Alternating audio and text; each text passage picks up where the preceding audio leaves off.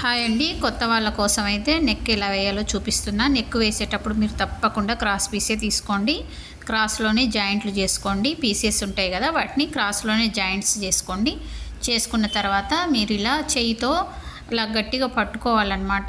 లేకుంటే మీకు పెద్ద వస్తుందండి, వెడల్పు వచ్చేస్తుంది నెక్కు. మీరు అలా పట్టుకోవడంలోనే నెక్కుని మనం పట్టుకొని కుట్టడంలోనే నెక్ అనేది నీట్గా వస్తుంది అన్నమాట. మొన్న ఒక అమ్మాయి స్టిచ్చింగ్ చేయడానికి వచ్చింది, అస్సలు నెక్ వేయడమే రాలేదు తనకైతే. నాకు చాలా ఇబ్బందిగా అనిపించింది అనమాట. నెక్కు వేయడం రాకుండానే స్టిచ్చింగ్ చేస్తా అని అయితే అంటారు, కానీ నెక్కు నేర్చుకోవాలండి. నెక్కు నేర్చుకుంటే నీట్గా వస్తుంది. ప్రాక్టీస్ చేయాలి కొత్త వాళ్ళైతే, ఓకేనా. ఇంకా ఇలా నెక్ అయితే వేసేసిన. ఇక్కడ నేను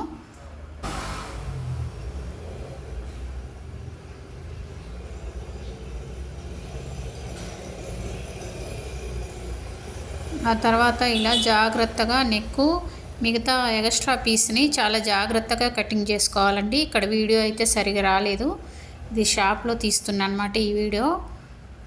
కరెక్ట్గా సెట్టింగ్ చేసుకోవడానికి అయితే నాకు రాలేదండి కెమెరాని, ఓకేనా. కొంచెం జాగ్రత్తగా ఎక్స్ట్రా పీస్ని అయితే కటింగ్ చేసేసుకోండి. మీకు సైడ్ జాయింట్ గురించి చాలా క్లియర్గా చూపిస్తాండి. సైడ్ జాయింట్ చేయడంలోనే అసలు బ్లౌజ్ ఫిట్టింగ్ అనేది ఉంటుంది. ఇప్పుడు అనేది నేను హ్యాండ్ అనేది వేసేసుకుంటున్నా. హ్యాండ్ వేసుకున్న తర్వాత మీకు సైడ్ జాయింట్ ఎలా చేయాలో చూపిస్తా.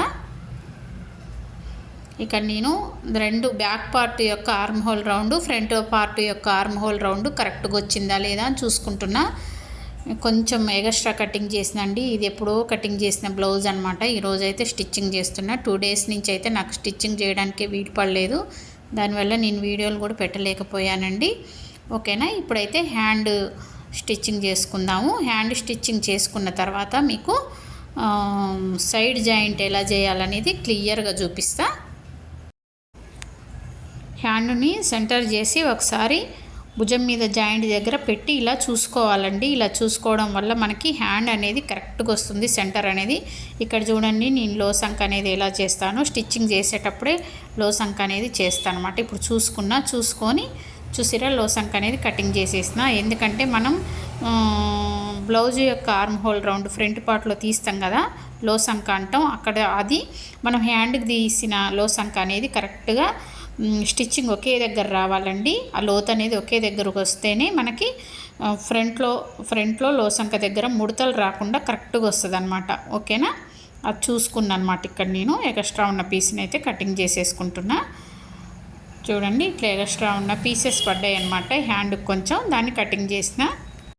హ్యాండ్ లూజ్ ఎంత ఉందో అంత పెట్టుకోండి. ఆ తర్వాత ఆర్మ్ హోల్ రౌండ్ దగ్గర సూది దించేసుకోండి.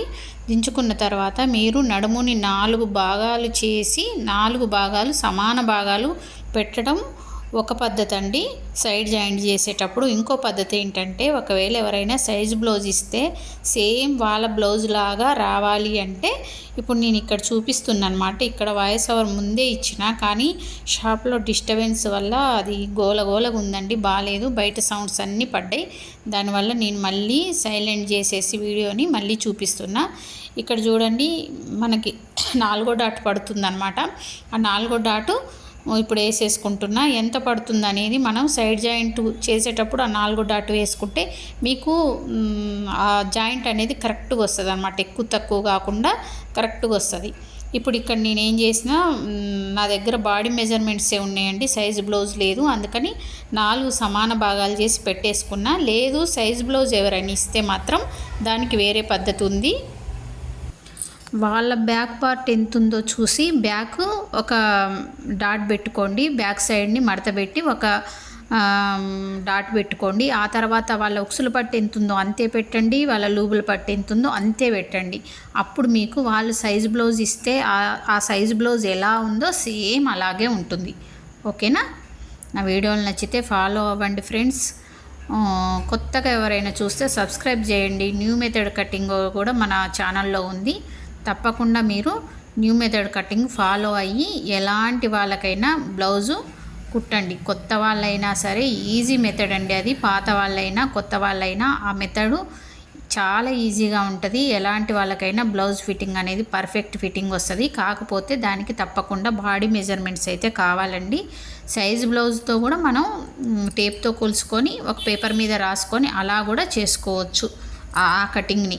ఓకేనా? కాకపోతే ఫుల్ షోల్డర్ని మీరు అంచనా వేయగలగాలన్నమాట. ఎందుకంటే ఆ కటింగ్లో మనము మైనస్ చేసేది నెక్ వైపు కాబట్టి. ఓకేనా?